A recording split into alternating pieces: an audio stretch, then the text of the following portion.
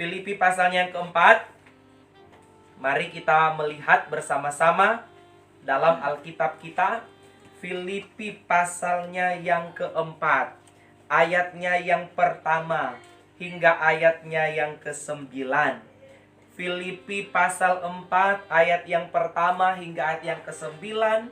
Mari kita akan membacakan ayat-ayat ini.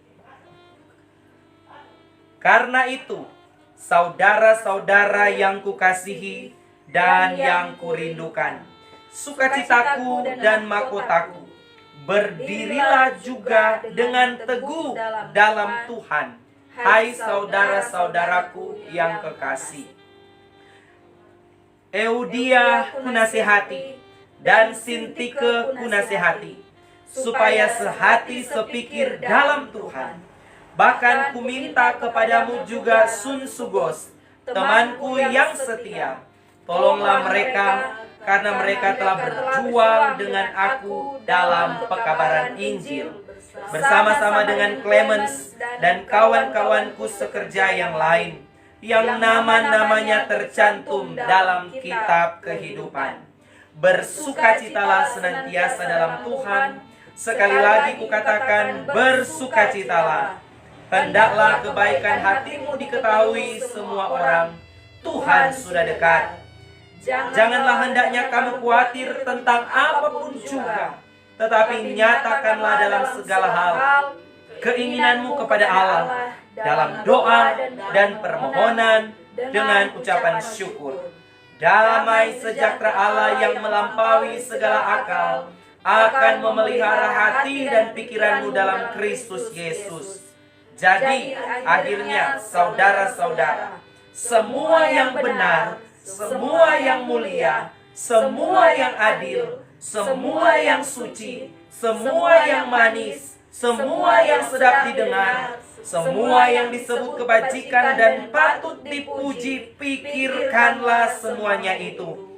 Dan apa yang telah kamu pelajari, dan apa yang telah kamu terima, dan apa yang telah kamu dengar, dan apa yang telah kamu lihat padaku, lakukanlah itu, maka Allah sumber damai sejahtera akan menyertai kamu. Amin. Puji Tuhan. Bapak Ibu Saudara sekalian, pembacaan kita yang kita baca di situ ada perikop yang diberikan oleh lembaga Alkitab, yaitu nasihat terakhir atau pesan-pesan terakhir. Bapak Ibu, berbicara tentang pesan-pesan terakhir berarti adalah sesuatu yang teramat sangat penting. Amin. Sesuatu yang teramat sangat penting. Saudara, kalau ada seorang yang mau meninggal, kemudian di ujung atau di akhir daripada hidupnya masih sempat memberikan sesuatu pernyataan, sesuatu nasihat, sesuatu harapan, sesuatu peringatan, pasti itu akan dikenang, pasti itu akan diperhatikan dengan baik oleh setiap yang menerima pesan dari seseorang yang akan meninggal tersebut. Dan itu akan dikatakan sebagai ODP, pesan-pesan terakhir. ODP wasiat terakhir. Sehingga mau tidak mau, suka atau tidak, kadangkala juga sesuatu yang konyol dilakukan karena dikatakan, oh itu pesan terakhir. Tapi ini berbeda Bapak Ibu Saudara sekalian. Ini adalah satu kebenaran yang dinyatakan oleh Rasul Paulus dalam suratnya kepada jemaat yang ada di Filipi. Dan kalau kita mempelajari bahwa surat Filipi ini ditulis bukan pada waktu Paulus sedang berada dalam keadaan yang bebas atau senang, tetapi Paulus sedang berada di dalam penjara dan surat ini ditulis dalam keadaan di penjara. Kalau kita membayangkan orang di penjara, pasti surat-surat atau perhatian mungkin berisi keluhan, mungkin berisi tangisan, mungkin berisi masalah, Namun surat yang ditulis oleh Paulus ini berbeda. Tidak menunjukkan hal itu. Namun ada kalimat-kalimat, kata-kata berhikmat yang diurapi oleh Tuhan, yang memberikan kekuatan, yang memberikan semangat, ya. Saudara, Paulus dipenjara bukan karena dia korupsi. Paulus dipenjara bukan karena dia mencuri. Paulus dipenjara bukan karena dia membunuh. Namun Paulus dipenjara karena pemberitaan Injil, saudara. Sehingga dia dipenjara. Nah, walaupun dia berada di penjara, walaupun dia berada dalam situasi tekanan, saudara, namun Paulus menyampaikan surat kepada jemaat untuk mengingatkan setiap jemaat akan hal-hal yang harus mereka lakukan dalam menjalani kehidupan beriman yang juga datang bagi kita saat ini, ya saudara. Ada tantangan, ada pergumulan, ada masalah yang akan dihadapi, ada proses, ada perjuangan yang harus dilewati oleh setiap orang percaya. Jadi orang percaya bukan hidup, ya, semau-maunya kita, ya, berleha-leha, ya, saudara. Tapi ada tanggung jawab, ada hal-hal yang harus kita lakukan melewati proses perjalanan iman yang dikatakan tadi bahwa Tuhan sudah dekat. Amin. Tuhan sudah dekat. Karena itu Bapak Ibu Saudara sekalian, menyikapi betapa dekatnya kedatangan Tuhan, betapa singkatnya waktu kita di dunia ini, maka ada hal-hal penting yang harus kita perhatikan berdasarkan kebenaran firman Tuhan ini. Kalau kita baca di dalam ayat pertama, hal penting pertama yang disampaikan oleh Tuhan melalui Rasul Paulus dalam suratnya kepada jemaat di Filipi. Mari kita baca sekali lagi ayat pertama. Karena itu saudara-saudara yang kukasihi dan yang kurindukan, sukacitaku dan mahkotaku, berdirilah juga dengan teguh dalam Tuhan, hai saudara-saudaraku yang kekasih. Yang pertama yang disampaikan oleh Rasul Paulus bukanlah berbicara tentang iman, bukanlah berbicara tentang kekudusan, bukanlah berbicara tentang lahir baru atau percaya kepada Yesus. Karena Paulus menulis surat kepada jemaat Filipi, ya, kepada jemaat yang sudah bertobat, kepada jemaat yang sudah lahir baru, kepada jemaat yang sudah beriman, kepada jemaat yang melakukan firman, ya. Namun ada orang-orang yang berpikir, kalau saya sudah bertobat, saya sudah lahir baru, saya sudah melakukan semua yang Tuhan perintahkan, saya kan tidak punya masalah lagi, saudara, ya. Namun Paulus mau mengingatkan kepada jemaat yang ada di Filipi bahwa mereka harus menghadapi juga ada masalah-masalah yang akan dialami. Sekalipun sudah percaya kepada Tuhan, bukan berarti kita tanpa masalah, ya. Namun ketika masalah datang, ketika kita sudah dalam Tuhan, maka kita mampu untuk menghadapi masalah dengan kekuatan dari Tuhan. Itu yang membedakan, saudara, ya. Bukan berarti kita tanpa masalah. Ada masalah. Karena itu Paulus mengingatkan bahwa jemaat-jemaat Tuhan harus tetap berdiri teguh di dalam Tuhan, ya. Ada banyak hal yang bisa menggoyahkan iman kita. Ada banyak hal yang akan membuat kita gugur dalam iman kita.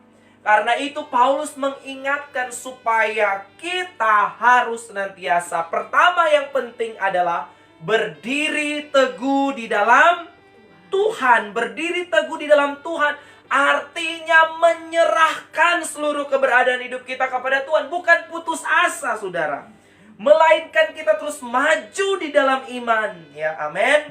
Kita maju di dalam iman. Dalam iman sampai Tuhan menyatakan kuasa dan pertolongannya saat kita menghadapi masalah. Kita tetap berdiri teguh. Kita tidak mundur. Kita tidak goyah. Kita tidak bersungut-sungut. Kita tidak, orang sini bilang maraju ya saudara. Tetapi kita berdiri teguh di dalam Tuhan. Amin. Ini yang penting saudara. Banyak orang kecewa waktu mengiring Tuhan. Kenyataannya berbeda dengan apa yang dia harapkan. Ekspektasinya terlalu tinggi. Bahwa kalau ikut Tuhan ya saya akan diberkati berlimpah-limpah. Sehingga pada waktu tidak terjawab atau belum terjawab doa-doanya, dia merasa bahwa kok Tuhan seperti ini. Tuhan tidak peduli sama saya. Tuhan tidak dengar doa saya. Berhenti jo ikut Tuhan ya. Mundur saudara. Karena itu Paulus ingatkan, ikut Tuhan bukan berarti tanpa masalah. Karena itu yang penting adalah berdiri teguh di dalam Tuhan. Amin. Berdiri teguh di dalam Tuhan. Saudara, apapun yang akan menggoyahkan iman kita, kalau kita percaya dan berpengharapan di dalam Tuhan dan meyakini segala kebenaran firman Tuhan, maka kita dapat berdiri dengan teguh di dalam Tuhan. Yang kedua, dalam ayat 2, hal yang penting yang kedua yang disampaikan, Euodia ku nasihati dan Sintike ku nasihati. Supaya apa? Supaya sehati sepikir dalam Tuhan. Hal penting kedua dalam menjalani iman, perjalanan iman kita adalah bagiannya adalah sehati sepikir. Yang pertama tadi adalah teguh berdiri di dalam Tuhan. Yang kedua adalah sehati sepikir. Dikatakan di sana, Euodia ku nasihati, Sintike ku nasihati, supaya sehati sepikir dalam Tuhan. Bapak Ibu Saudara sekalian, di dunia ini begitu banyak perbedaan-perbedaan. Ya, di mana-mana kita akan menjumpai adanya perbedaan. Bahkan perbedaan-perbedaan itu dipertentangkan. Perbedaan-perbedaan itu dijadikan sebagai suatu masalah. Yang kemudian akhirnya terjadi perpecahan. Terjadi pertikaian, terjadi apa? Peperangan, ya saudara. Karena adanya perbedaan-perbedaan, saudara.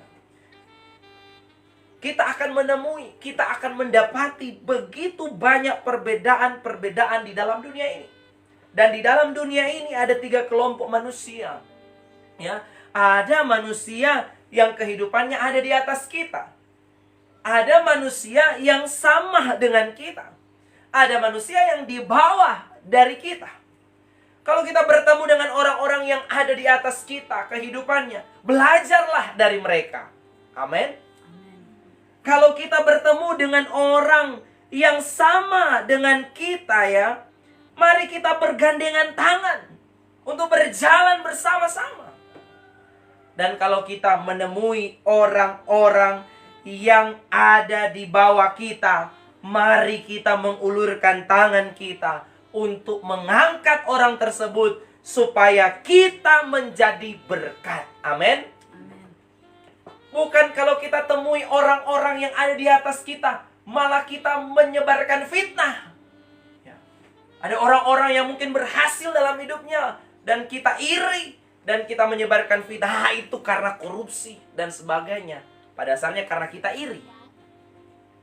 Pada dasarnya kemudian ada keinginan untuk menyamai, ya, bersaing bahkan secara tidak sehat.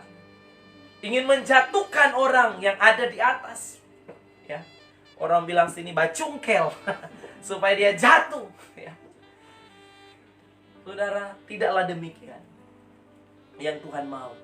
Kemudian kalau kita temui ada juga orang-orang yang ada di bawah kita, kita malah merendahkan. Ya, ada orang-orang yang merendahkan, menghina, mengejek.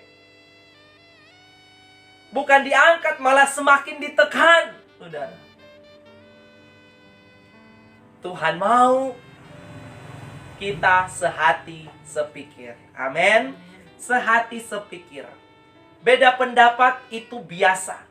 Tetapi jangan beda pendapat itu menjadikan alasan untuk kita bermusuhan, terpecah belah. Ya, amin. Sebangsa setanah air, keluarga Allah terpecah belah. Ya, saudara. Tuhan menasihati melalui firman-Nya dari surat Rasul Paulus kepada jemaat yang ada di Filipi, supaya sehati sepikir. Amin. Haleluya. Ini hal yang penting. Kadangkala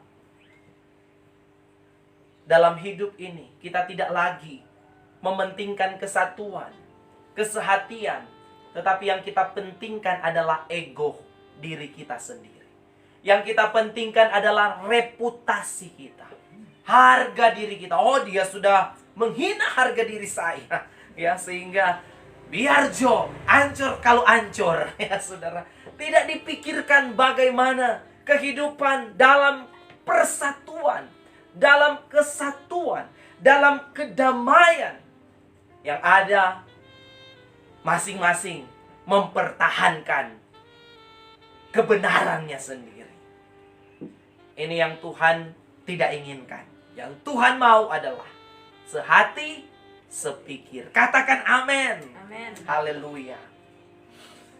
Selanjutnya di dalam ayat yang ketiga, hal penting yang ketiga yang disampaikan. Bahkan ku minta kepadamu juga, Sunsugos, temanku yang setia, tolonglah mereka karena mereka telah berjuang dengan aku dalam pekabaran Injil, bersama-sama dengan Clemens dan kawan-kawanku sekerja yang lain, yang nama-namanya tercantum dalam kitab kehidupan. Saudara, luar biasa ya, ini disampaikan oleh Paulus, dan ini merupakan satu hal yang utama. Kata Tuhan Yesus bahwa udah apa? Ya, kita mungkin bisa melakukan banyak hal mujizat, ya, tetapi nama kita tidak tercatat dalam buku kehidupan. Tetapi yang utama adalah kita mau supaya nama-nama kita tercatat dalam buku kehidupan. Amin. Karena itu hal penting ketiga yang dinyatakan dalam kebenaran firman Tuhan ini adalah bagaimana berjuang demi Injil. Dikatakan di dalam ayat 3 tadi, berjuang dengan aku dalam pekabaran Injil, saudara ya. Jadi hal yang ketiga adalah bagaimana kita berjuang demi Injil Kristus. Kita bukan berjuang membela kebenaran. Kebenaran tidak perlu dibela, saudara ya. Kebenaran tidak perlu dibela. Kebenaran tetap akan menjadi kebenaran. Dan kebenaran nantinya akan terbukti. Walaupun kebenaran diputarbalikkan dan disalahkan, tetap kebenaran akan muncul karena dia adalah kebenaran, saudara ya. Jadi kebenaran tidak perlu dibela, ya. Ada orang-orang yang tidak masuk gereja, tapi kalau gerejanya diusik, wow, langsung dia yang paling duluan maju, ya. Bagaimana kerohaniannya, saudara? Tapi kebenaran tidak perlu dibela. Apapun kata orang tentang Yesus, orang boleh menghina Yesus yang kita percaya. Orang boleh menertawakan keyakinan kita terhadap Kristus Yesus. Orang boleh mengatakan, oh, percaya kepada Tuhan manusia, ya saudara. Orang boleh menghina, orang boleh menjelekkan, orang boleh ya mencibir tentang kepercayaan kita. Kita tidak perlu membela, saudara ya. Tapi bagaimana kita harus senantiasa terus berjuang demi Injil, terus hidup di dalam kebenaran. Amin. Kita terus ya membawa Kristus Yesus kepada sebanyak mungkin orang. Ya, walaupun ada hinaan, walaupun ada cibiran, walaupun ada makian tentang kepercayaan, kita harus terus berjuang demi Injil. Amin. Amin. Saudara, sampai kata firman Tuhan, setiap lidah mengaku Yesus Kristus adalah Tuhan, dan setiap lutut bertelut menyembah Yesus sebagai Tuhan. Amin. Jangan sampai kita yang sudah mengaku Yesus Tuhan, akhirnya kita mengingkari iman kita. Karena harta, karena jabatan, karena cibiran, karena hinaan, akhirnya alah, kemudian mengingkari iman kepercayaan kepada Tuhan. Berjuanglah, amin. Berjuanglah demi Injil, saudara. Berjuang demi Injil artinya apa, saudara? Artinya kita hidup di dalam kebenaran. Kita melakukan firman. Kita berbicara tentang firman. Bersaksi tentang apa yang kita alami dan rasakan tentang pertolongan-pertolongan Tuhan. Tentang mujizat-mujizat Tuhan. Itulah kita berjuang demi Injil. Sehingga orang melihat Kristus di dalam kehidupan kita. Amin. Selanjutnya, hal penting yang keempat, di dalam ayat 4 dikatakan, bersukacitalah senantiasa dalam Tuhan. Sekali lagi kukatakan, bersukacitalah. Saudara teguh berdiri, sehati sepikir, apalagi berjuang demi Injil. Dan yang keempat adalah bersukacita di dalam Tuhan. Banyak hal, situasi, orang yang mungkin membuat sukacita kita hilang. Keadaan bisa membuat sukacita kita hilang. Ya. Kondisi keadaan sekeliling kita bisa membuat sukacita kita hilang. Kita bisa dipertemukan dengan orang-orang yang kadangkala membuat hilang sukacita, saudara. Namun nasihat firman Tuhan yang penting pada saat ini yang keempat adalah bersukacitalah di dalam Tuhan. Bersukacitalah bukan karena saudara dapat hadiah mobil mewah, saudara. Tapi bersukacitalah di dalam Tuhan. Saudara mungkin hanya hidup pas-pasan. Tapi sukacita di dalam Tuhan itu tidak tergantung dari materi. Sukacita dari Tuhan tidak tergantung dari situasi keadaan sekeliling kita. Tetapi sukacita dari Tuhan itu senantiasa ya dalam segala musim kehidupan kita. Bersukacitalah senantiasa di dalam Tuhan. Paulus menyampaikan ini pada waktu dia dalam penjara. Tapi Paulus justru mengingatkan umat Tuhan yang ada di luar penjara. Dia yang ada di dalam penjara. Dia mengingatkan jemaat yang ada di luar penjara. Supaya apa? Bersukacitalah. Amin. Bersukacitalah senantiasa. Sukacita bukanlah hanya tertawa-tertawa, saudara ya. Tertawa-tertawa. Itu sukacita, bukan saudara ya. Bukan hanya itu. Bersukacita bukanlah hanya atau bukanlah harus tertawa. Banyak orang tertawa tapi tidak bersukacita dalam hati. Ya saudara. Kadangkala hanya polesan. Kadangkala hanya sebatas menutupi apa yang ada di dalam hatinya, saudara. Ya. Ada orang yang walaupun dia tidak tertawa tapi sukacita. Bersukacita. Padahal sudah tawa di dalam hati. Saudara ya. Ada sukacita, saudara.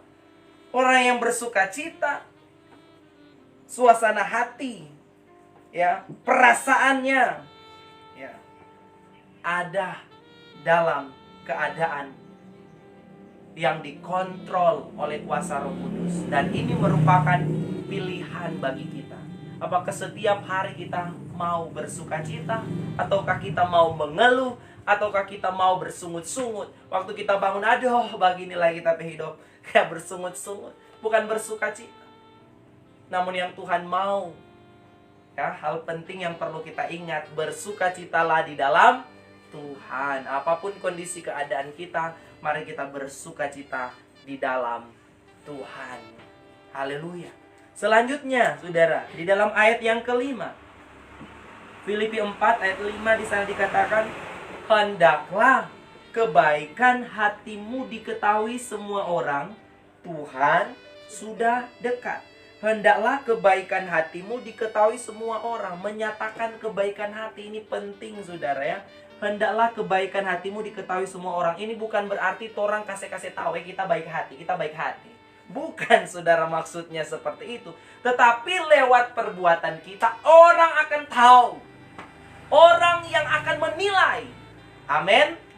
Firman Tuhan katakan bahwa hendaklah kebaikan hatimu diketahui semua orang. Kebaikan hati kita memang dikatakan diketahui, tapi bukan hanya orang tahu tentang kebaikan hati kita, melainkan orang benar-benar merasakan tentang kebaikan hati kita.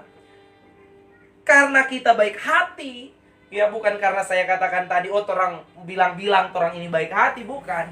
Tetapi benar-benar orang merasakan. Kita adalah pribadi-pribadi. Kita adalah orang-orang yang karena kuasa Roh Kudus, ya, kita tidak bisa diam untuk melakukan segala hal yang baik. Kita harus berbuat sesuatu kepada orang-orang yang ada di sekitar kita. Sampai kata firman Tuhan, setiap lidah apa? Mengaku Yesus Kristus adalah Tuhan. Dan setiap lutut bertelut menyembah Yesus sebagai Tuhan melalui perbuatan-perbuatan kita yang memuliakan Tuhan. Menyatakan kebaikan hati. Selanjutnya, dalam ayatnya yang ke-6, firman Tuhan berkata, janganlah hendaknya kamu khawatir tentang apapun juga, tetapi nyatakanlah dalam segala hal keinginanmu kepada Allah dalam doa dan permohonan dengan ucapan syukur. Hal penting yang ke-6 yang disampaikan oleh Rasul Paulus kepada jemaat di Filipi dalam nasihat-nasihat yang terakhir, dikatakan di sana ada kata jangan khawatir. Bapak Ibu Saudara sekalian, kekhawatiran ini bukanlah masalah orang-orang berdosa saja. Kekhawatiran ini, ya, bukan hanya masalah orang berdosa, bukan hanya masalah orang tidak beriman, melainkan juga adalah masalah orang-orang percaya juga. Karena ini surat ditujukan kepada jemaat Filipi, orang-orang percaya. Jadi mereka banyak kali diliputi juga dengan kekhawatiran. Ya, kita pun menyadari kita manusia yang banyak kali diliputi dengan kekhawatiran. Ada banyak kekhawatiran dalam hidup ini yang datang silih berganti dalam torang hidup, yang torang pikirkan, yang torang kelola, yang torang olah di dalam torang pikiran ini. Khawatir menimpa kehidupan kita, ya saudara. Kalau kita diliputi dengan kekhawatiran, kemudian kita terbawa dengan kekhawatiran, Bapak Ibu Saudara sekalian, akhirnya kekhawatiran itu yang menggerakkan torang untuk mengambil keputusan keliru. Karena khawatir akhirnya ambil keputusan terburu-buru. Tidak minta hikmat Tuhan, orang ikuti. Karena khawatir, itu tak sudah ada doi. Ada orang bilang, ikut jutu ini. Oh, ikut. Dan lain sebagainya. Ya, saudara. Jangan khawatir. Karena khawatir akhirnya orang kompromi. Karena khawatir dan putus asa, akhirnya orang bersikap bodoh dan lupa untuk berdoa.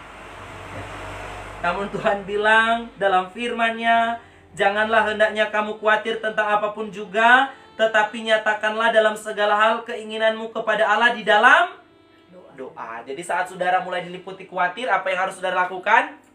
Doa. Amin. Doa, kemudian bersyukur dalam permohonan dan ucapan syukur. Saat khawatir datang, langkah yang harus kita lakukan adalah doa. Sampaikan permohonan kita kepada Tuhan dengan ucapan syukur. Daripada mengeluh tidak akan menghasilkan apa-apa. Daripada saudara bersungut-sungut, sukacita hilang, ya, lebih baik saudara datang di hadapan Tuhan, berdoa, nyatakan apa yang saudara butuhkan, dan bersyukurlah. Banyak-banyak bersyukur membuat hati terus ada di dalam sukacita. Amin. Selanjutnya, di dalam ayatnya yang ke-7, hal penting yang ke-7, firman Tuhan berkata, damai sejahtera Allah yang melampaui segala akal akan memelihara hati dan pikiranmu. Ya, akan memelihara hati dan pikiranmu dalam Kristus Yesus. Dan dalam ayat 8, jadi akhirnya saudara-saudara, semua yang benar, semua yang mulia, semua yang adil, semua yang suci, semua yang manis, semua yang sedap didengar, semua yang disebut kebajikan dan patut dipuji, pikirkanlah semuanya itu. Ayat 7 tadi firman Tuhan berkata, Tuhan akan memelihara hati dan pikiranmu. Dan ayat 8, bagian akhir berkata, pikirkanlah semuanya. Itu hal penting yang ketujuh adalah penting sekali untuk kita menjaga pikiran kita, ya. Menjaga pikiran kita ketika setan ganggu Hawa di Taman Eden, Bapak Ibu Saudara sekalian. Setan atau iblis tidak langsung bilang, Hawa petiklah buah itu. Tidak, ya. Setan tidak langsung bilang seperti itu. Tapi setan bilang pada waktu kamu memakannya, ya, kamu akan apa, Saudara? Kamu akan menjadi seperti Allah. Wow, dia mulai bermain di pikiran manusia. Dia mulai mempengaruhi pikiran manusia. Kamu akan sama seperti Allah, ya. Akhirnya, Saudara, waktu benih dosa diberi, mulai ditanamkan melalui pikiran daripada Hawa. Jadi pada waktu Hawa digoda oleh iblis, sebenarnya Hawa sudah jatuh dalam dosa bukan pada saat dia makan, tapi pada saat pikirannya ini, ya, pada waktu pikirannya sudah mulai berpikir, wah, saya akan sama seperti Allah. Ya, dia sudah jatuh dalam dosa, dalam pikiran, Saudara. Ya, ada banyak hal yang ada dalam terompe pikiran yang boleh dikatakan sebagai sampah dalam terompe pikiran ini. Ada kebencian, ada ambisi, hawa nafsu, ya, yang berkecamuk yang ada dalam terompe pikiran ini. Makanya firman Tuhan berkata, orang harus senantiasa apa? Berubah oleh pembaharuan budi, pembaharuan pola pikir, ya. Paradigmanya orang, cara pandang, cara berpikirnya orang. Ya, tidak lagi seperti orang-orang atau manusia-manusia yang lama. Kita harus datang kepada Tuhan, menanggalkan segala manusia lama kita, dan kita hidup di dalam manusia yang baru, yang pikiran kita selalu dibaharui dari hari ke sehari. Sehingga yang harus kita pikirkan adalah kuasa Tuhan, adalah kasih Tuhan, adalah hal-hal yang baik, seperti yang dinyatakan dalam ayat yang ke-8. Semua yang benar, bukan semua yang kotor, tapi semua yang benar, semua yang mulia, semua yang adil, semua yang suci, semua yang manis, semua yang sedap didengar, semua yang disebut kebajikan dan patut dipuji, itu yang mengisi pikiran kita. Katakan amin. Ini yang Tuhan mau dalam hidup kita. Jadi kalau saat ini, ya, setan tidak goda-goda kita sama seperti tampilan atau tayangan-tayangan, film-film. Setan tidak takut-takuti kita seperti tayangan-tayangan yang kita tonton. Tapi kenyataannya setan mempengaruhi kita dimulai dari pikiran kita. Kalau pikiran kita sudah dikalahkan oleh setan, maka itu akan berpengaruh kepada tindakan kita, ya. Karena itu terus isi pikiran kita dengan firman, dengan kebenaran, dengan hal-hal yang baik. Amin. Ketika pikiran kita diisi dengan kebenaran, hati kita dikuasai oleh kebenaran, maka itu akan berdampak kepada tindakan, keputusan, dan langkah hidup yang diambil adalah langkah hidup, keputusan, tindakan yang dipengaruhi oleh firman. Amin. Tapi kalau tidak ada firman, maka pengaruh-pengaruh dunia, kata-kata iblis, kata-kata hal-hal yang buruk dan lain sebagainya, itu yang menguasai pikiran kita. Apa yang kita isi hari-hari ini di dalam pikiran kita, ya. Itu yang akan menguasai, itu yang akan membuat kita mengambil keputusan. Apakah benar atau salah. Selanjutnya dalam nasihat yang disampaikan dan merupakan hal yang penting. Yang ke-8 di dalam ayat 9 berkata, dan apa yang telah kamu pelajari? Apa yang telah dipelajari? Pelajari. Kemudian, apa yang telah kamu terima? Ya, apa yang telah dipelajari? Apa yang telah diterima? Selanjutnya, apa yang telah kamu dengar? Dan apa yang telah kamu lihat? Ya, daripadaku, lihat padaku, lakukanlah itu, maka Allah sumber damai sejahtera akan menyertai kamu. Apa yang dipelajari, diterima, didengar, dilihat, lakukanlah. Katakan amin. Yang penting yang ke-8 adalah melakukan firman Tuhan. Jadi Bapak Ibu Saudara sekalian, Rasul Paulus mengingatkan, jadi bukan cuma sebatas sampai kita belajar firman, Saudara ya. Banyak orang yang suka belajar firman. Saya mendapati juga waktu pelayanan lalu di satu tempat, ada seorang opa yang sudah tua, jadi bukan opa muda, tapi opa yang memang benar-benar sudah tua. Dia waktu bertemu kemudian bercakap-cakap, ada ibadah KKR di sana. Oh iya, saya senang, khotbahnya begini. Oh, luar biasa penyampaiannya, hamba Tuhannya begini. Tapi opa itu hidupnya begitu-begitu saja. Opa itu tetap melakukan dosa. Ya. Dia senang untuk belajar firman. Karena itu, hal penting yang Tuhan mau sampaikan bagi kita, bukan hanya kita sampai kepada belajar firman. Bukan hanya kita tahu firman. Bukan hanya kita mengerti firman. Oh, pengetahuan kalau tanya soal Alkitab semua bisa dijawab mungkin. Tetapi Tuhan bilang bukan cuma sampai di kita pelajari firman. Selanjutnya apa? Bukan cuma sampai diterima firman. Bukan sampai didengar tuh firman. Bukan sampai dilihat saja. Tapi apa? Lakukanlah. Amin. Ini yang penting yang Tuhan mau. Jadi firman bukan hanya menjadi pengetahuan. Firman bukan hanya sekedar kita tahu. Firman bukan hanya kita pakai untuk berargumen. Bukan hanya kita pakai untuk dapat berdebat dengan orang lain.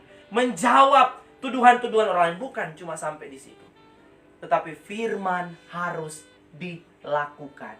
Amin. Firman harus dilakukan. Banyak orang pintar firman. Ya. Banyak orang tahu firman. Tapi yang Tuhan mau kita melakukan firman Tuhan. Ingat, yang berbahagia adalah mereka yang mendengar firman dan melakukannya. Bukan setiap orang yang berseru Tuhan, Tuhan, Tuhan akan masuk ke dalam kerajaan surga. Melainkan mereka yang melakukan kehendak Bapa. Kuncinya adalah melakukan firman. Jadi saudara, banyak sekali firman Tuhan dan hal-hal baik yang torang ketahui. Seberapa lama torang jadi Kristen? Seberapa kali torang hadir di persekutuan-persekutuan ibadah? Mau ibadah raya, ibadah rayon, ibadah departemen-departemen, mungkin mulai dari sekolah minggu, mulai dari remaja, pemuda, orang tua, kaum wanita, kaum pria, apalagi. Banyak ibadah-ibadah terang so ikuti, sehingga sudah banyak firman yang terang tahu, banyak pengalaman-pengalaman yang torang sudah alami bersama dengan Tuhan juga. Banyak juga hal yang torang solewati sampai hari ini. Namun yang Tuhan mau, bagaimana kita ketika menerima firman, ketika mengetahui firman, kita melakukan firman dalam hidup kita. Amin. Jadi saudara, semakin banyak kita tahu, semakin banyak yang dituntut Tuhan daripada kita. Ya. dibanding dengan orang yang ada di pegunungan sana, yang tidak pernah dengar firman. Ya, Tuhan akan lebih banyak menuntut kita yang sudah banyak menerima firman. Jadi setidaknya dari ayat-ayat yang kita baca ini, ada 8 hal penting yang Tuhan mau kita lakukan, ya. Yaitu teguh berdiri, sehati sepikir, berjuang demi Injil, bersukacita di dalam Tuhan. Apalagi menyatakan kebaikan hati, jangan khawatir, jaga pikiran, lakukan firman Tuhan. Katakan amin. Ada satu ungkapan mengatakan, tinta yang pudar masih jauh lebih baik daripada ingatan kita. Karena itu saya sangat senang, saya juga sangat senang jam mencatat, ya. Karena habis saya catat, saya bisa melihat lagi dan mempelajari lagi. Jadi saya sangat menganjurkan juga jemaat-jemaat Tuhan supaya waktu dengar firman boleh, ya, sambil belajar kita boleh merenungkan, kita boleh catat bagian-bagian kebenaran perenungan firman. Kalau sekarang sudah lebih mudah, ya, kita mungkin bisa catat di handphone kita, kemudian kita pelajari lagi, kita belajar lagi. Sama seperti jemaat yang ada di Berea, ya, yang luar biasa dipuji, karena mereka bukan cuma terima firman, tetapi mereka setiap hari belajar firman. Mereka merenungkan firman, mereka lihat lagi apa benar yang dikatakan oleh Rasul itu sesuai firman. Jadi jangan orang terima mentah-mentah. Kita belajar lagi tuh dengan tuntunan firman, dengan tuntunan kuasa Roh Kudus, ya. Kita belajar sehingga kita tahu. Jangan karena kita cuma terima-terima ajaran yang disampaikan sesat, ya, terong ikuti. Tapi jadilah jemaat-jemaat yang terus memiliki hikmat dari Tuhan, terus belajar firman, terus belajar kebenaran, dan bukan hanya jadi pengetahuan, tetapi melakukan firman. Firman jadi daging, ya, jadi terwujud di dalam tindakan kita. Tuhan Yesus memberkati kita semua lewat perenungan firman di awal bulan ini. Dan saya percaya perjalanan hidup Bapak Ibu Saudara sekalian akan disertai dan ditolong oleh Tuhan sepanjang bulan yang akan kita jalani ini. Karena itu